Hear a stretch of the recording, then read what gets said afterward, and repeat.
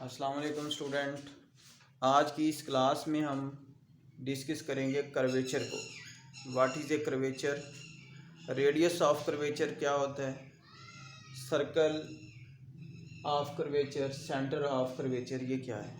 आज इन 4 पॉइंट्स को हम यहाँ पर डिस्कस करेंगे।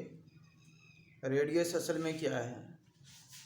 रेडियस एक कर्व ही है जिसको हम कर्वेचर का नाम दे देते हैं। कर्वेचर का मतलब है कोई ऐसी ज्योमेट्रिकल फिगर जो थोड़ी सी मुड़ी हो। कर्वेचर का मतलब क्या है, कोई ऐसी ज्योमेट्रिकल फिगर जो थोड़ी सी क्या हो, मुड़ी हो, उसको हम कर्वेचर कहते हैं। फॉर एग्जांपल यहाँ पर मैं एक कर्व ले लेता हूँ, ये एज ए कर्वेचर ही है लेकिन ये कम मुड़ी हुई है। इसी तरह अगर मैं यहाँ पर एक और कर्व ले लेता हूँ, ये थोड़ी सी ज़्यादा मुड़ी हुई है। और कर्व ले लेता हूँ यहाँ पर, ये और ज़्यादा मुड़ी हुई है। अगर और ले लूँ तो और ज़्यादा है, ये और ज़्यादा है। और अगर मैं इसको इस तरह ले लूँ तो ये कांस्टेंट है। ये अब ये कांस्टेंट ये बहुत ज़्यादा मुड़ गई है, ऐसे ही बहुत ज़्यादा मुड़ेगी तो ये क्या हो जाएगा, सर्कल। यहाँ पर स्टूडेंट एक बात याद रखना कि किसी भी कर्व का जो कर्वेचर जितना कम मुड़ा होगा उस कर्वेचर का जो रेडियस है वो उतना ही ज़्यादा होगा, और जो कर्व या कर्वेचर जितना तेज़ी से मुड़ा होगा उसका रेडियस उतना ही कम होगा। जैसा कि यहाँ पर आप लोगों को नज़र आ रहा है कि जैसे जैसे कर्वेचर जो कर्व है वो ज़्यादा मुड़ रहा है, उसी निस्बत से उसका अगर हम गौर से देखें तो ये एक सर्कल में कन्वर्ट हुआ है। और यहाँ पर जो सर्कल है इसका रेडियस जो है बहुत कम है। अगर आप फर्स्ट कर्व को देखें, इसका जो कर्वेचर है, जो ये कर्व है, ये कम मुड़ी हुई है। अगर मैं यहाँ से इसकी किसी भी पॉइंट से ऐसे एक कर्व को मैं ड्रा करूं तो ये एक मेरे पास बड़ा सर्कल बनेगा। अगर ये बड़ा सर्कल बनता है तो जाहिर सी बात है उसका रेडियस भी क्या होगा, उतना ही ज़्यादा होगा। सेंटर से जो भी उसका रेडियस होगा उतना ही बड़ा होगा। ठीक है स्टूडेंट, क्या मतलब है इसका कि कोई ऐसी ज्योमेट्रिकल फिगर जो थोड़ी सी मुड़ी हो उसको हम कर्वेचर कहते हैं। अगर मैं आपसे पूछूं इनमें से कौन सा कर्व ज्यादा बैंड है, कौन सा कम है, कौन सा और कम है, तो अगर आप इसको फर्स्ट को देखें ये थोड़ा कम बैंड हुआ है। अगर मैं इसको चेक करूं तो ये थोड़ा सा ज़्यादा है, ये और ज़्यादा है, ये और ज़्यादा है, ये बहुत ज़्यादा है। और उसके बाद ये जो है आपको नज़र आ रहा है यहाँ पर, ये हमारे पास क्या बन गया, एक सर्कल बन गया जिसको हम कांस्टेंट कहते हैं। कंटिन्यूसली यूनिफॉर्मली हो गया ये, तो इसका रेडियस क्या होगा, बहुत ही कम होगा। ठीक है स्टूडेंट, मेरा यहाँ पर फिर कहने का मतलब यही है कि कौन सी कर्व ज्यादा मुड़ी हुई है और कौन सी कर्व कम। जितनी कर्व ज्यादा मुड़ी होगी उसका रेडियस उतना ही कम होगा, और जितनी कर्व कम मुड़ी होगी उसका रेडियस उतना ही ज्यादा होगा। यही आप लोगों ने दो बातें अपने जहन में रखनी है कि जितनी कर्व कम मुड़ी होगी उसका रेडियस उतना ही ज्यादा होगा, और जितनी कर्व ज्यादा मुड़ी होगी उसका रेडियस उतना ही कम होगा।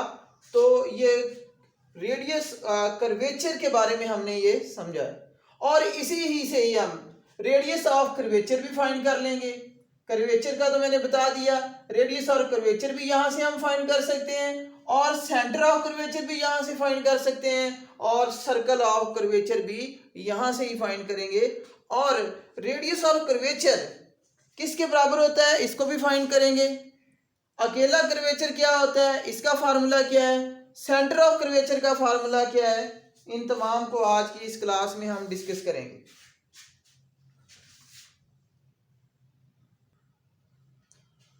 इसके बाद स्टूडेंट देखें यहां पर ये जो कम मुड़ा हुआ कर्व है, अगर मैं इसके किसी भी पॉइंट्स यहां से अगर मैं यहां से इसी कर्व को ऐसे बना दूं तो यहां से हमें एक सर्कल बन गया। अगर मैं इनको यहां से खत्म कर दूं तो ये हमारे पास एक सर्कल बन गया। और हमें पता है कि सर्कल का जो सेंटर है यहां पर कोई पॉइंट होगा और ये उसका क्या होगा, रेडियस। तो ये जो सेंटर है इसी को हम कहते हैं सेंटर ऑफ कर्वेचर। क्या बोलते हैं, सेंटर ऑफ कर्वेचर। ये जो सेंटर पॉइंट है इसको हम क्या कहेंगे, सेंटर ऑफ कर्वेचर। और इसी तरह ये रेडियस जो है सेंटर से, ये जो डिस्टेंस है ये इसका रेडियस है। यहां से यहां तक का जो रेडियस देखें, जितना कर्वेचर हमारे पास कम मुड़ा हुआ था उसका रेडियस क्या है, उतना ही ज्यादा है। तो इसको हम कहते हैं रेडियस ऑफ कर्वेचर। क्या बोलते हैं इसको, रेडियस ऑफ कर्वेचर। और ये जो एक सर्कल है इसी को हम कहते हैं सर्कल ऑफ कर्वेचर। इसको क्या बोलते हैं, सर्कल ऑफ कर्वेचर। तो ये हमारे पास सर्कल ऑफ कर्वेचर है।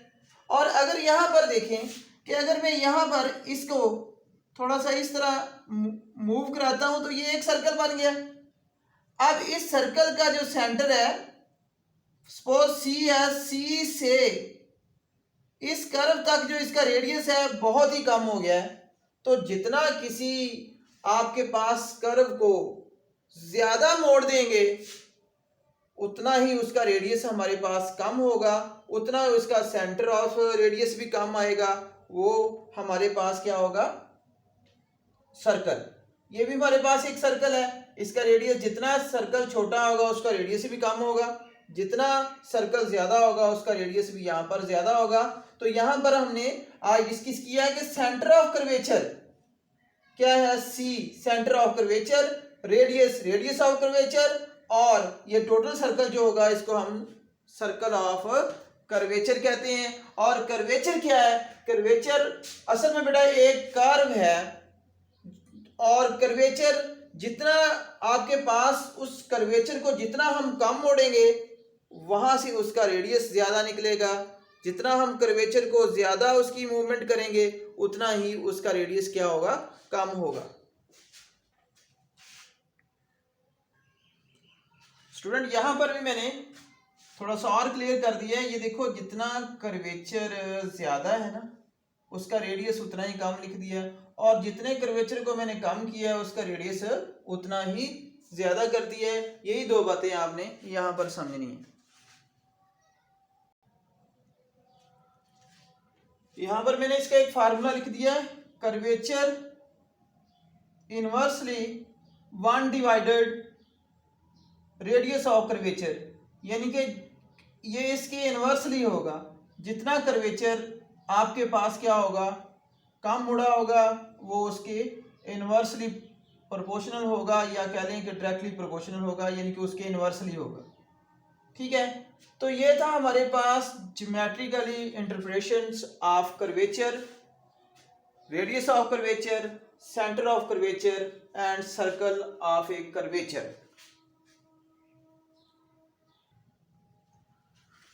इसके बाद स्टूडेंट हम इसको ज्योमेट्रिकली चेक करते हैं कि कर्वेचर की जो कर्व्स है या कर्वेचर का जो फार्मूला है किस तरह जनरेट होता है। तो यहाँ पर मैंने एक्स एक्सिस वाई एक्सिस के ऊपर एक कर्व ड्रा की है जिसपे एक पॉइंट मैंने पी लिया। इस पी पॉइंट से मैंने एक टेंजेंट यहाँ पर ड्रा की, लाइन टेंजेंट। टेंजेंट क्या होता है, किसी कर्व के किसी भी पॉइंट को, किसी भी कर्व को टच करके जो चीज गुजरती है उसको हम टेंजेंट बोलते हैं। तो यहां से मैंने इस पॉइंट से जो टच करके इस तरह ये लाइन आई है, इसको मैंने टेंजेंट का नाम दिया, और इस पे जो एंगल बना है वो साई। एंड अदर टेन, यहाँ पर दूसरा पॉइंट जो इसके नेबर में लिया है वो क्यू है, और क्यू से ये जो लाइन टेंजेंट आ रही है इसको मैंने साई प्लस डेल्टा साई, यानी इसी टेन में ये मैंने ऐड करके लिख दी।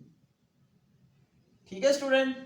और इस P पॉइंट से मैंने एक और परपेंडिकुलर लिया है, ये जिसको मैंने नाम दे दिया C का, और यहां से Q से एक मैंने लाइन ली हुई है। इस लाइन को मैं कहता हूं नॉर्मल ऑफ कर्व है। ये लाइन का नाम क्या है? मैंने नॉर्मल ऑफ कर्व का नाम दे दिया इसको C। ये असल में सेंटर ऑफ कर्वेचर की लाइन है, सेंटर से है ना, सेंटर ऑफ कर्वेचर। और जो इन P और Q की नॉर्मल लाइन को मीट करती है यहाँ पर, इसको मैंने N का नाम दे दिया। और इसके बिटवीन जो हमारे पास एंगल बनाया वो हमारे क्या है? डेल्टा साई रख लिया इसका। और ये जो कर्व है इसको मैंने y is equal to F of X का नाम दे दिया। अब आगे देखते हैं इसको, इन पॉइंट्स को। जो मेरे पास AP पॉइंट है, A से P तक पॉइंट, इसका डिस्टेंस यहाँ पर S है, तो मैं इसको लिख देता हूँ AP। A से P तक का जो पॉइंट है वो हमारे पास क्या है? यहाँ पर S के बराबर है। और इसी तरह P से Q का जो पॉइंट है, P से जो Q का पॉइंट है उसको हम यहाँ पर क्या देते हैं कि ये डेल्टा S है। ये क्या है हमारे पास? डेल्टा S है। जो इसमें चेंज है वो डेल्टा हमारे पास क्या हो जाएगा? S हो जाएगा। क्लियर हुई बात? इसके बाद इन ट्राइंगल, इन एंगल अगर हम इसकी बात करें तो PNQ जो है, PNQ, ये देखें, ये PN और Q equal to delta psi. ये एंगल कौन सा बना रहा है? डेल्टा साई, जो इसके बिटवीन बना हुआ है। यानी कि AP का डिस्टेंस S के बराबर है, PQ डेल्टा S है, और PNQ जो एंगल है वो कौन सा एंगल बना रहा है? डेल्टा साई। वेन यहां पर अगर गौर करें, ये जो Q है ये P की तरफ इस तरह इसके नेबर में है, तो वेन यहां पर हम लिख देते हैं कि जो आपके पास Q है वो अप्रोच किसको कर रहे हैं? P पॉइंट को। Q किसको अप्रोच कर रहे हैं? P पॉइंट को। देन पॉइंट्स, फिर जो आपके पास N है वो किसको अप्रोच करेगा? ये जो N है, क्या है ये? N approach two point C। ये पॉइंट C को इस तरह यहां से यहां तक करेगा। और यही हमारे पास जो C पॉइंट है, जैसा कि मैंने पहले ही बता दिया है, ये क्या है? Centre of curvature. ये क्या है? Centre of curvature. इसको हम सेंटर ऑफ कर्वेचर भी कह सकते हैं।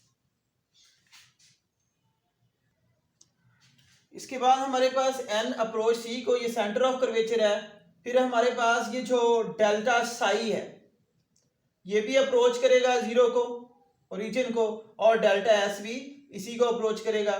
तो delta psi approach to zero, delta S approach to zero. अब जो इनकी लिमिट होगी वो भी delta S approach to zero होगी। यानी कि S यहां पर हमारे पास डिस्टेंस है, तो इसको हम D साई डिवाइडेड DS लिख सकते हैं। क्या लिख सकते हैं? D Sai divided DS। और या इसको delta psi divided delta S लिखेंगे, delta psi divided delta S। और जब इस पे लिमिट अप्लाई करेंगे ये चेंज हो जाएगा D साई ओवर DS, और ये इक्वल होता है K असल में कर्वेचर है, और इसको कैपा भी बोलते हैं। इसको क्या बोलते हैं? कैपा। यानी कि delta psi divided delta S किसके इक्वल होगा? K इक्वल टू क्या है? कैपा। यानी कि ये curvature of the curve at point P है। Curvature of curve at point P। Curvature of curve at point P। Curvature of curve at point P, जो कि D psi over D S equal to kappa K के बराबर है। और जो हमारे पास 1 over K होता है, यहां पर ये याद रखना, 1 ओवर K इक्वल टू, इसको हम 1 ओवर कर्वेचर, इसको क्या बोलते हैं? कर्वेचर बोलते हैं। 1 over K equal to radius of curvature. इसको क्या बोलते हैं? रेडियस ऑफ कर्वेचर, या इसको आप डायरेक्टली लिख सकते हैं रो के बराबर। इसको क्या बोलते हैं? रो किसकी इक्वल होती है? 1 ओवर K।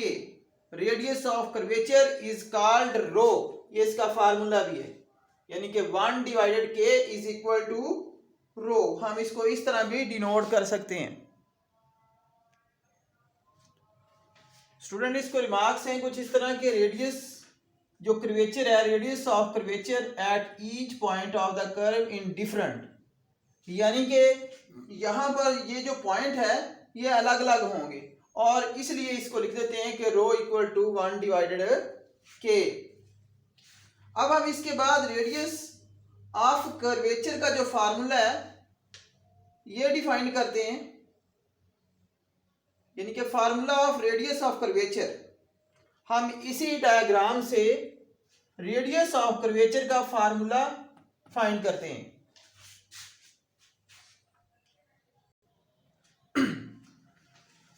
इसी ही कर्व से y is equal to F of X से हम रेडियस ऑफ कर्वेचर का फार्मूला ड्राइव करते हैं।